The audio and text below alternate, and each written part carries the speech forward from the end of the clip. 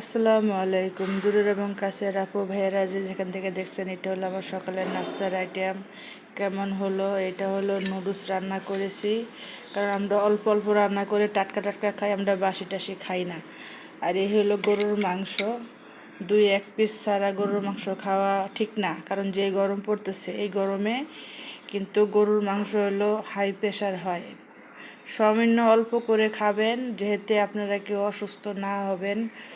আর রেখে রেখে খান, সুস্থ মতন খান, তাহলে সবাই ঠিক থাকবেন, সুস্থ থাকবেন। এখন গরুর মাংস পায়ে যে একদম উড়াদুরা খাবেন না, ওইভাবে খাবেন না। রয়ে সয়ে 1 পিস 2 পিস এরকম করে খান। যারা হাই প্রেশারের রুগী তারা তো ইম্পসিবল, একদম সীমিতভাবে খাওয়া দাওয়া করবেন গরুর মাংস, না হলে অসুস্থ হয়ে যাবেন। এই জন্য আপনাদের মাঝে তুলে ধরলাম। আমরা এই যে এই মাংসটুকু কিন্তু আমরা 2 জনে খাবো।